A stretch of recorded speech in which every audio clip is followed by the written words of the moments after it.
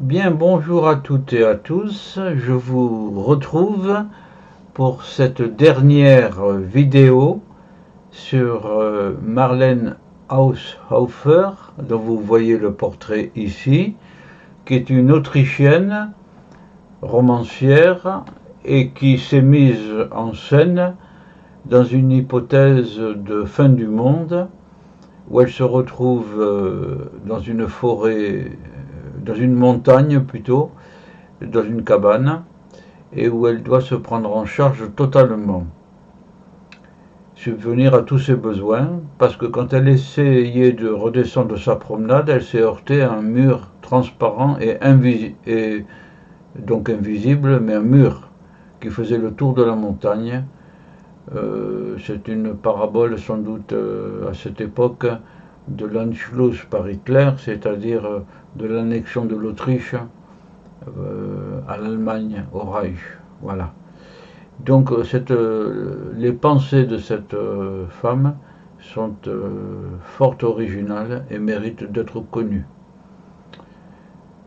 Nous entamons la fin de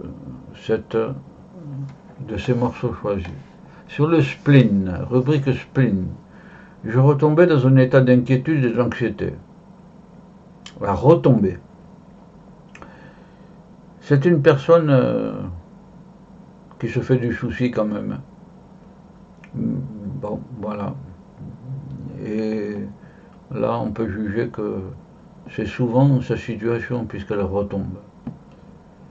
Rien n'avait aucun sens et tout m'était égal. Alors là, elle a mal dormi, elle est vraiment dans un état de spleen, comme on dit.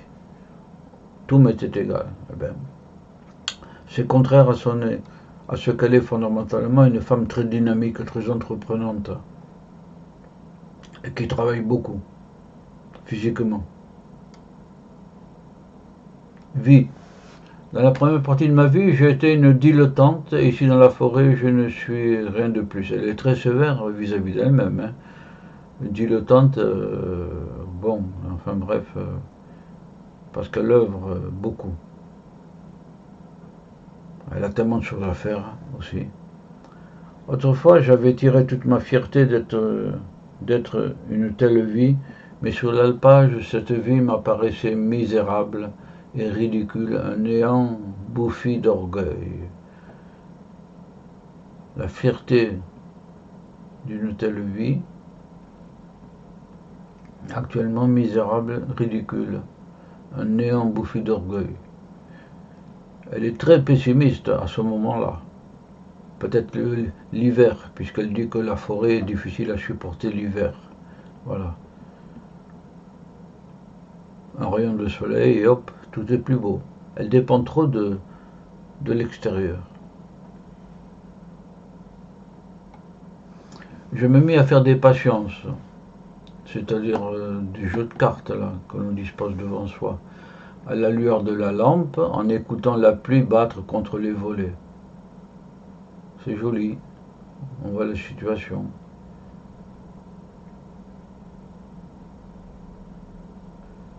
Épicéas, sentiers, buissons, c'était dans ce prosaïsme familier que je devais vivre si je voulais rester un être humain.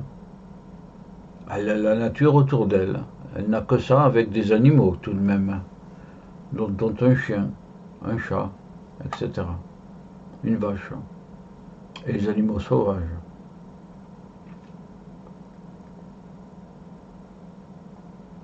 En ville, on peut vivre de longues années d'une façon trépidante. Oui, bien sûr, ça n'a pas changé.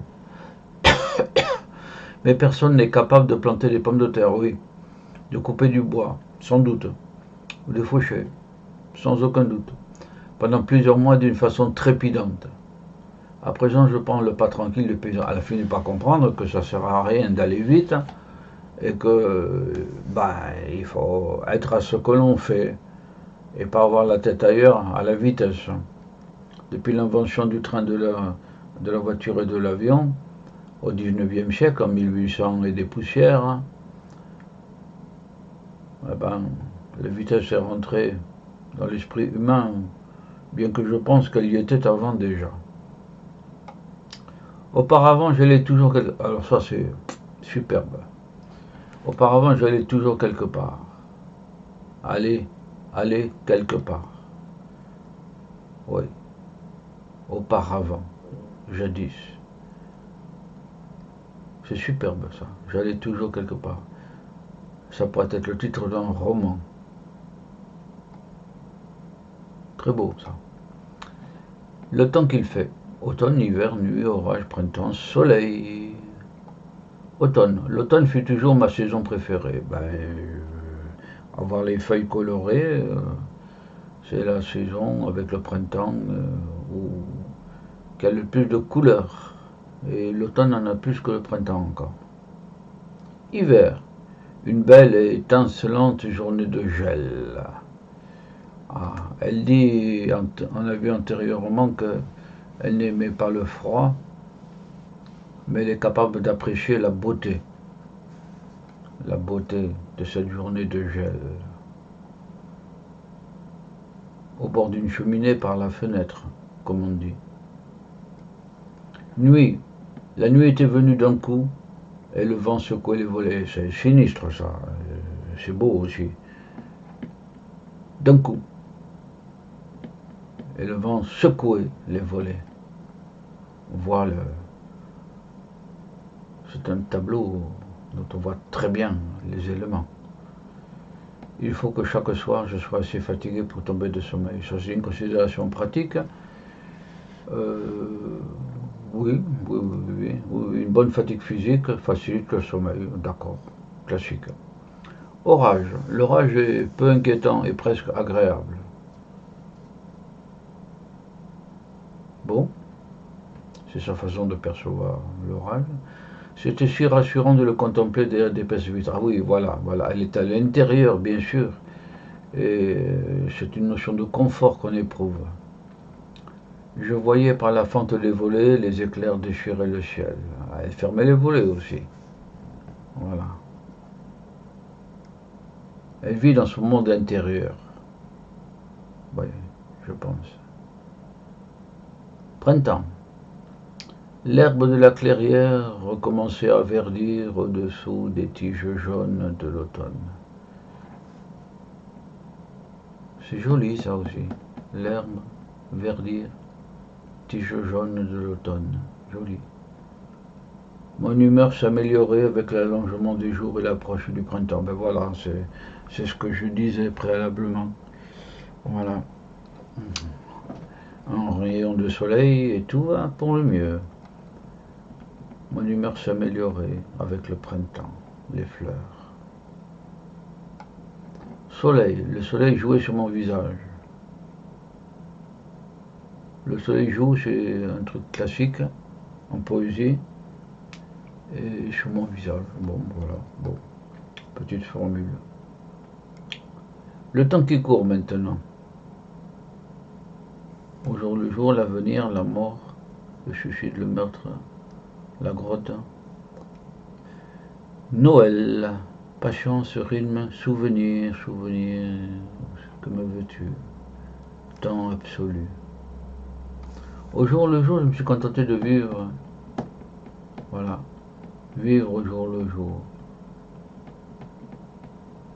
On a déjà croisé ça.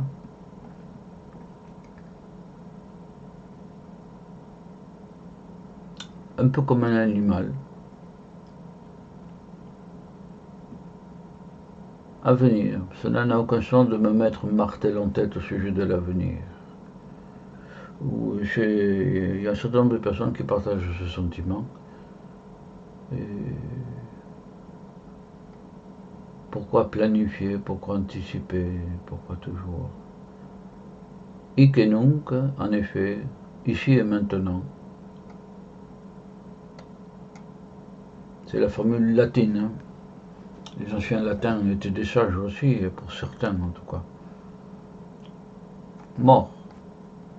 La peur ancestrale des vivants pour les morts n'a jamais pu être extirpée. On fleurissait les tombes des morts pour les oublier. Ça, je sais pas. Au contraire, on peut dire que c'est pour s'en souvenir. Bon. Suicide. Il est très difficile de se tuer avec un fusil. Je sais pas. sans doute. Je suis même parvenu à comprendre les meurtriers. Bon, oui, ce genre de phrase délicate. Parvenu à comprendre les meurtriers.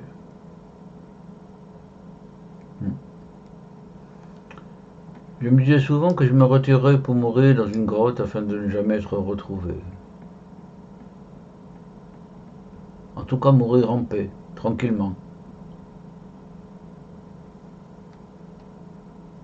Et l'idée de ne jamais être retrouvé, ça c'est autre chose. De toute manière, bon, je veux pas développer ça, c'est pas très agréable. Voilà. Noël, véritable forêt de Noël et la neige crissait sous mes pas. J'ai mis une vue d'une ville décorée avec les décorations de Noël. Elle est dans une forêt froide, avec la neige, le gel sur les feuilles, etc. Donc c'est une forêt de Noël, elle se réjouit de ça, là, voilà. À ce moment, Noël était déjà mort pour moi. Ah oui. Ben Noël, c'est souvent les enfants, hein, aussi. Voilà. Mais bon, il faut savoir vivifier tous les moments et tous les instants. Hein.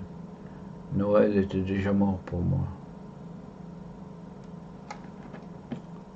Je suis la seule à être impatient de cette forêt et à souffrir. Sûrement, sans aucun doute. La nature n'est pas pressée. Les animaux non plus. Sauf que s'ils sont poursuivis pour être mangés par un autre animal, oui, ils courent, bien sûr. Faut pas friser à l'absurde. Voilà. Mais par nature, la nature n'est pas pressée. Rythme. J'étais contente que les heures de la traite soient respectées. On a déjà vu ça. C'est une femme organisée et qui aime l'exactitude. Le matin, quand elle se lève tout de suite. Quand elle est réveillée. Elle ne traîne pas au lit. C'est révélateur. Souvenir, je ne suis plus qu'une fine pellicule recouvrant un amoncellement de souvenirs. Très très beau ça, c'est poétique. Fine pellicule, un amoncellement de souvenirs. Un amoncellement de souvenirs. Très beau. Elle n'est plus qu'une pellicule. Je ne sais pas combien d'écrivains ont pu écrire cette phrase. Pas beaucoup, hein.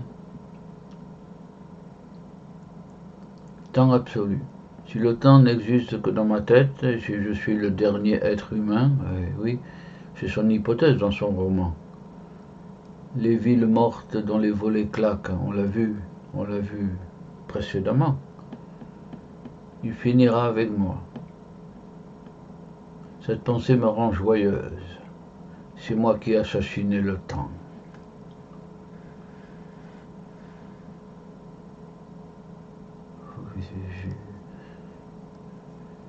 Phrase redoutable.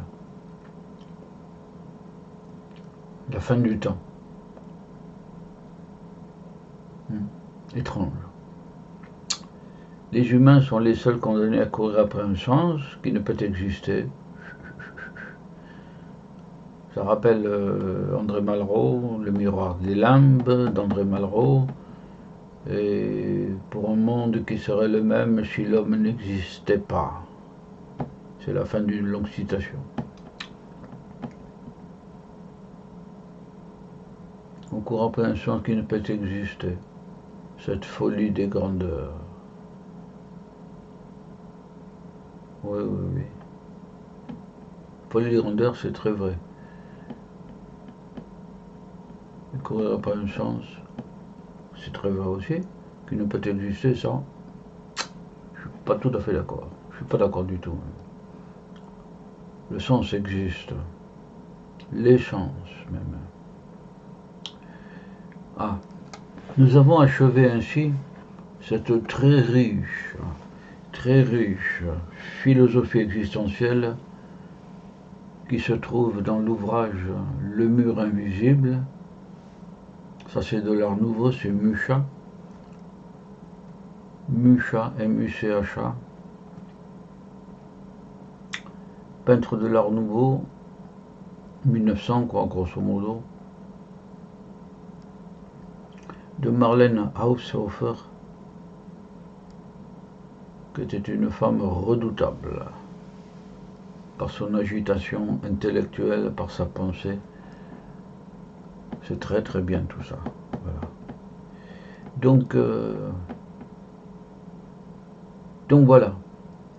voilà l'intégralité des morceaux choisis que j'ai retirés personnellement de la lecture de ce livre, que j'ai trouvé remarquable, y compris pour la fauchée, par exemple, voilà, ou l'ortie, voilà, ou le mari, ou les enfants, ou la solitude, ou l'hiver, ou le printemps, ou les fleurs qu'elle ne connaît pas, ou le chevreuil, etc., etc. On n'en finirait plus. Bon, vous avez tout ça dans ces vidéos. S'il vous prend l'envie de lire le livre, ben, vous en faites l'acquisition là où vous le trouvez, hein, voilà. Mais vous avez un compte rendu existentiel avec ces morceaux choisis qui est déjà très riche. Hein. Si telle ou telle idée peut vous revenir lors d'une discussion, c'est remarquable pour ceux qui écoutent.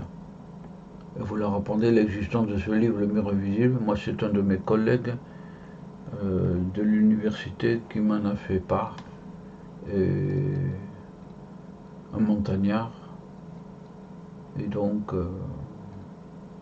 Frédéric, c'est son prénom, et donc c'est remarquable.